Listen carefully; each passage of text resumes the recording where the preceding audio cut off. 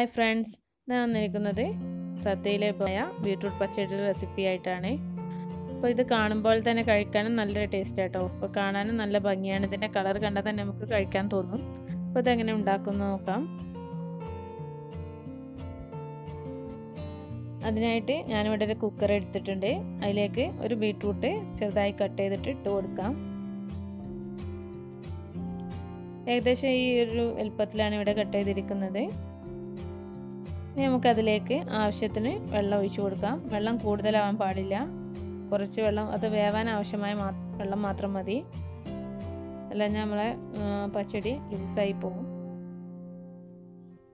ഇനി നമുക്കതിലേക്ക് ആവശ്യത്തിനുള്ള ഉപ്പ് കൂടി ചേർത്ത് കൊടുക്കാം.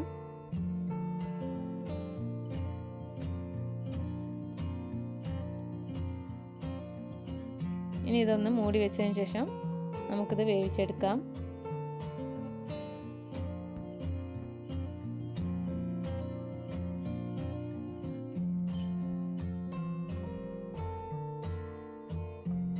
ഒരു 6 വിസിൽ വരുന്നത് വരെ ഒന്ന് വേവിച്ചെടുക്കാം. അപ്പോൾ ബീട്രൂട്ട് ആയതുകൊണ്ട് അത്യാവശ്യം വേവുണ്ടാവും. എന്നിട്ട് നമുക്ക് തീ ഓഫ് ചെയ്യാം.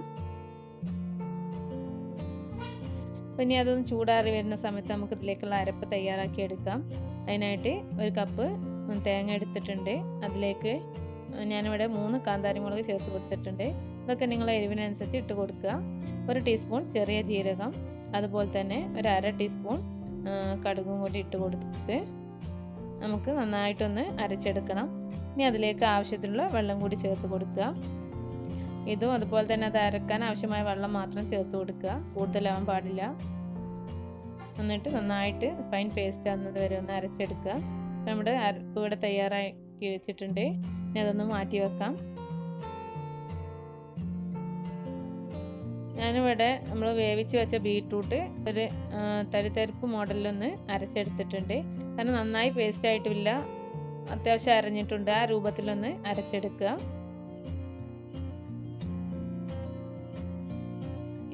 ഈ ഒരു തിക്കാണ് ഇതിൻ്റെ പാകട്ടോ. കൂടുതൽ വെള്ളമാവാൻ പാടില്ല.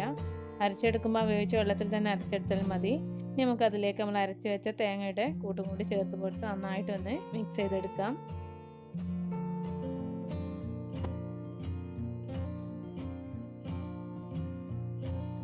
ഇനി നമുക്കിതൊന്ന് സ്റ്റവ് കത്തിച്ചതിന് ശേഷം സിമ്മിലിട്ടിട്ട് നന്നായിട്ടൊന്ന് ചൂടാക്കിയെടുക്കുക. അതിൻ്റെ ആ പച്ച ചുവക്കെ മാറുന്നത് വരെ ഒന്ന് ചൂടാക്കിയെടുക്കാം.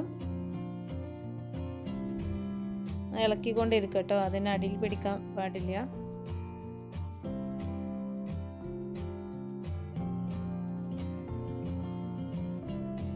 ഇനി നമുക്കിതിലേക്ക് 1 കപ്പ് തൈര് കൂടെ ഒഴിച്ചു കൊടുക്കാം. ഞാനിവിടെ മിക്സിയിൽ അടിച്ചെടുത്തിട്ടുണ്ട്, കട്ട ഇല്ലാതിരിക്കാൻ വേണ്ടിയിട്ട്. എന്നിട്ട് ഇതിലേക്ക് ഒഴിച്ചു കൊടുത്ത് നന്നായിട്ടൊന്ന് മിക്സ് ചെയ്തെടുക്കുക.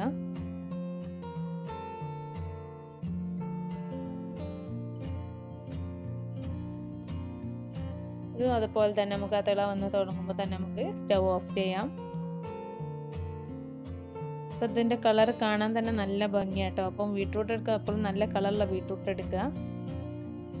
ഇനി നമുക്കിതിലേക്ക് ഇതൊന്ന് വറവിട്ടെടുക്കാൻ ആവശ്യമായിട്ടുള്ള പാത്രം എടുക്കുക. അതിലേക്ക് ഒരു 3 ടീസ്പൂൺ വെളിച്ചെണ്ണ ഒഴിച്ച് കൊടുക്കാം.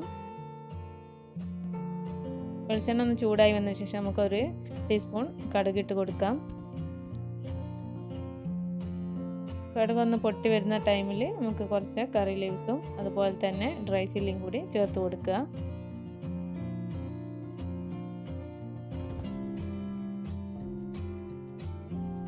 അപ്പോൾ ഞാനിതിൻ്റെ മുന്നേ സദ്യയിലെ 3-4 വിഭവം ഉണ്ടാക്കിയിട്ടുണ്ട്. അപ്പോൾ അതിൻ്റെ ലിങ്കൊക്കെ ഞാൻ ഡിസ്ക്രിപ്ഷൻ ബോക്സിൽ ഇടുന്നതാണ്. ഇപ്പോൾ കാണാത്തുണ്ടെങ്കിൽ അത് കാണാം. അപ്പോൾ നമുക്കിതൊന്ന് ബീട്രൂട്ട് പച്ചടിയിലേക്ക് ഒഴിച്ച് കൊടുക്കാം.